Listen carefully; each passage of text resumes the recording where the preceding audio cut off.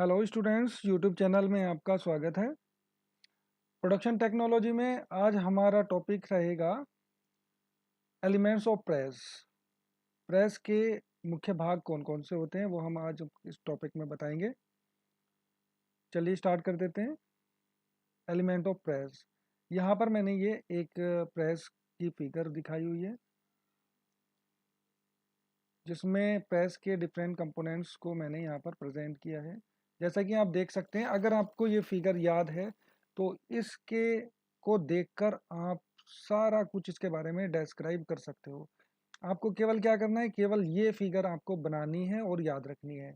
और आपका जब एवोल्यूटर आपकी कॉपी को चेक करता है, अगर आपने ये फिगर बनाई हुई है, इसे देखकर ही ये समझिए आपको 50% मार्क्स आपको इस फिगर के बनाने के बाद ही मिल जाते हैं।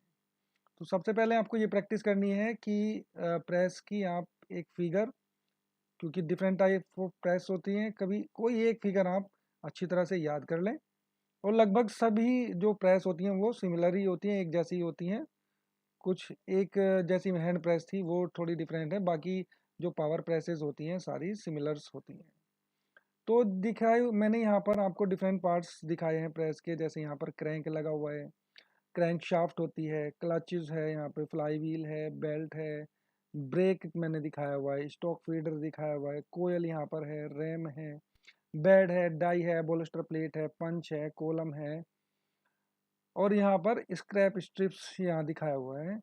तो आप इस फिगर को देखकर भी बहुत सारी चीज़ों के बारे में लिख सकते हैं। कुछ पार्ट्स मैंने यहाँ पर डिस्क्राइब किए हैं।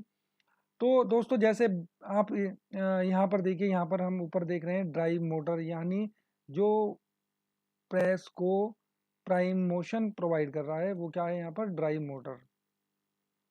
प्रारंभिक गति कौन प्रदान कर रहा है, यहाँ पर मोटर। यहाँ पर हम शक्ति किससे दे रहे हैं, मोटर से दे रहे हैं। तो मोटर के बारे में लिख सकते हैं आप कि इसमें एक इलेक्ट्रिक मोटर लगा होता है जो कि प्राइम मूवर होता है, और यहाँ से शक्ति को पारित किया जाता है थ्रू द पुली। पुली के थ्रू यहाँ पर शक्ति को पारित किया जाता है। और किसको पारित करते हैं हम शक्ति को, यानी शक्ति को किसको ट्रांसफर कर रहे हैं, फ्लाई व्हील को। और फ्लाई व्हील के बारे में आप जानते हैं फ्लाई व्हील क्या होता है। Flywheel work as a reservoir, यानी एक रिजर्वायर की तरह वर्क करता है। इट्स एब्जॉर्ब द एनर्जी, ये एनर्जी को एब्जॉर्ब करता है। When extra energy is produce, जब एक्स्ट्रा एनर्जी प्रोड्यूस होती है। एंड ट्रांसफर व्हेन रिक्वायर्ड, और इसको ट्रांसफर कर देता है जब आवश्यकता होती है। तो ये आपने two stroke four stroke engine में भी पढ़ा होगा फ्लाई व्हील का वर्क क्या होता है। ठीक है, दूसरा होता है क्लच। क्लच क्या होता है, मैं आपको वैसे भी जो लिखा हुआ है वो भी आपको रिटर्न में भी आपको समझा दूंगा।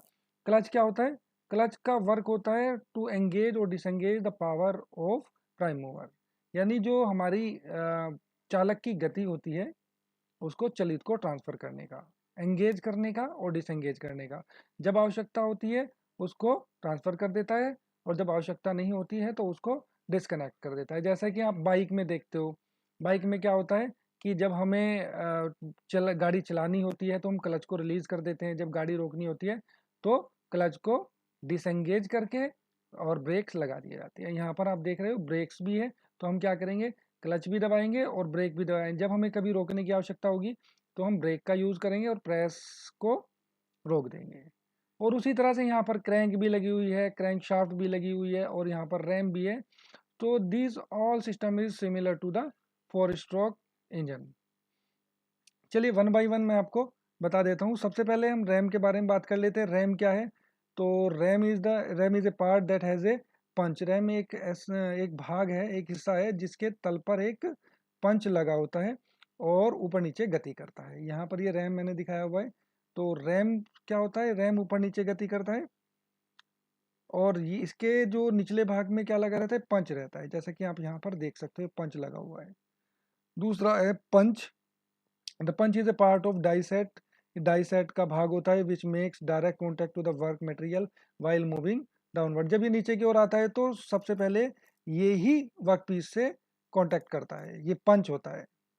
ये पंच का यूज किया जाता है, यानी हम किसी भी कार्यखंड को काटने के लिए, या जैसी हमें डिजायर शेप होती है ऐसी डिजायर शेप बनाने के लिए हम पंच का यूज करते हैं।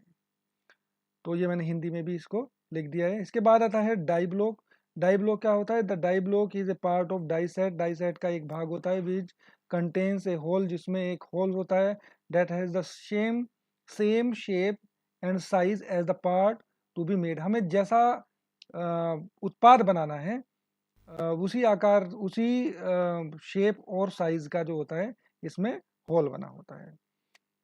The hardened and tempered die block involve in actual cutting और शेपिंग प्रोसेस। तो इसमें जो हम डाई ब्लॉक ये यूज करते हैं वो हार्डेंड होता है, यानी कठोरीकृत किया होता है। कठोरीकृत कैसे करते हैं? यानी हार्डेंड करते हैं, यानी गर्म करके लोहे को, और आप कार्बोराइजिंग करते हैं, यानी तेल में डुबोकर उसको हार्ड बनाया जाता है, टेम्पर्ड किया जाता है। ये आप मटेरियल साइंस में आपने पढ़ा होगा। तो हम यहाँ पर जो डाई ब्लॉक यूज करते हैं ताकि वो टूटे फूटे ना और वियर आउट ना हो, इसलिए हम उसको हार्ड एंड और टेम्पर्ड यूज करते हैं। टेम्पर्ड करने के बाद उसका प्रयोग किया जाता है। नेक्स्ट आता है क्रैंक। तो the crank is a part that convert the rotating motion of motor shaft the to the reciprocating motion of the ram and punch.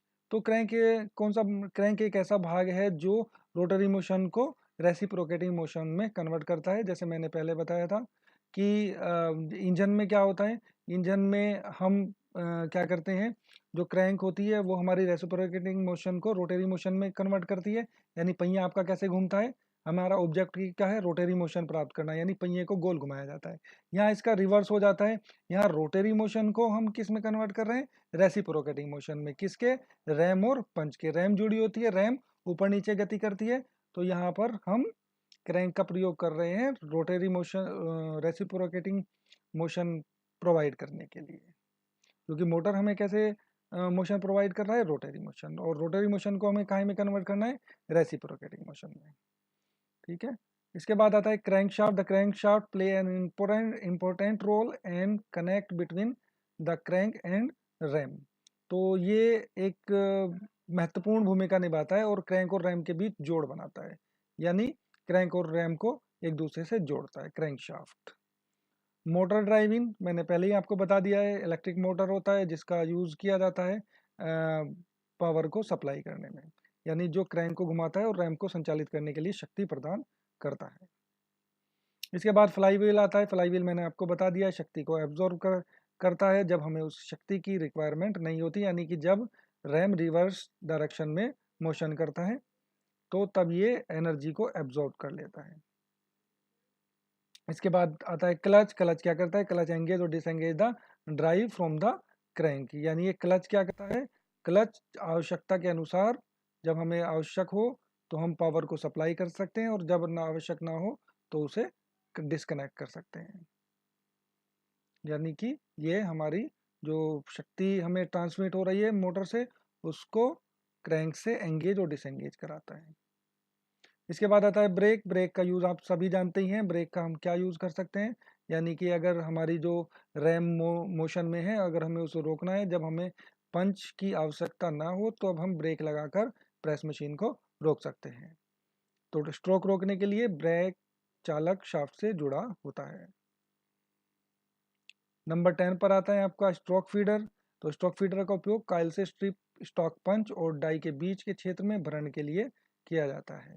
Stock feeder यानी कि जो मटेरियल हमें, जिससे हमें स्टैंपिंग करना है या कटिंग करना है या पंचिंग करना है, उस मटेरियल की फीडिंग के लिए हमें स्टॉक फीडर का प्रयोग करते हैं, जैसा कि आप देख सकते हो फिगर में दिखाया हुआ है। चलिए ठीक है मेरे दोस्तों, आपको समझ में आया होगा, तो थैंक यू।